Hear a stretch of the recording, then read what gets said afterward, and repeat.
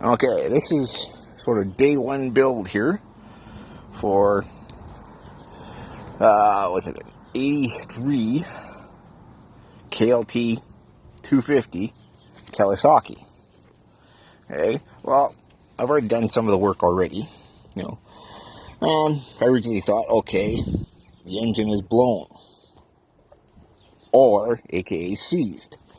Okay, so, you know, I'm just going to show you real fast here. Flip the hose the other way here. Okay, so I took the plug out. Oh, because if you sort of notice, there is no spark plug, like the wire itself, from the coil in that.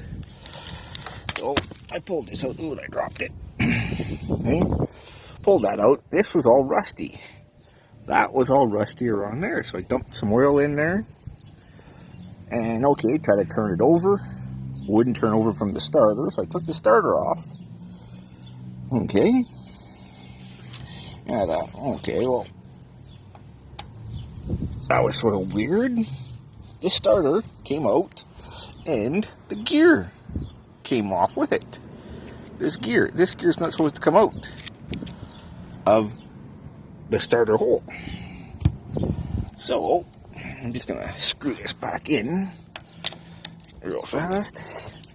And I thought it was the wiring. The wiring looks all good, all except that, which is an easy fix, because that's just a fuse box. And for some reason they put another inline fuse in there. And the other thing that was missing from this was, it goes to here, is the CDI box. I pulled the key out already. All the wiring checks out.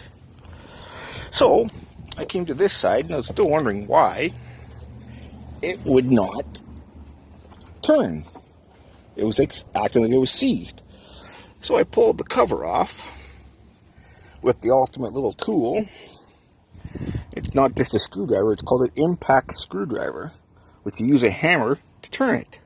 I'll show you that a little bit later when I go to put this back together. So, as I pulled this cover off, I noticed the chain had broken a link. And what it was doing, it was jamming this wheel up, because this is this turning chain for the starter. See, it turns that way, no problem. See? Nice and free. So I end up taking this, turning it to get the chain out. Now the thing turns over, we got good compression. So far on this thing here, it's looking promising for a rebuild. I'm just going to do a compression test, and I'm just going to sort of jerry rig it up so I can turn it to get a compression test done. But I try to turn it from here, from the tire, while it's in gear. Okay? I can only go so far with it. Okay?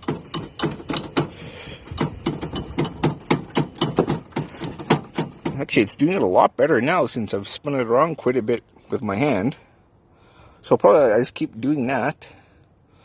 And then put a little more oil down the cylinder and that. Make sure it's nice and loose. Clean all this crud out.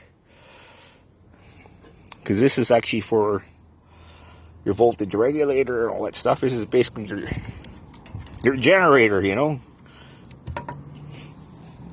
That's what gives you the power to run your lights and everything else. And hey, all that tests out fine.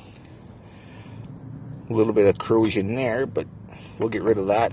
We get into that. That's just anti-seize by the looks of it. So here we go. Let's see what happens on day two when I get around to getting some parts here.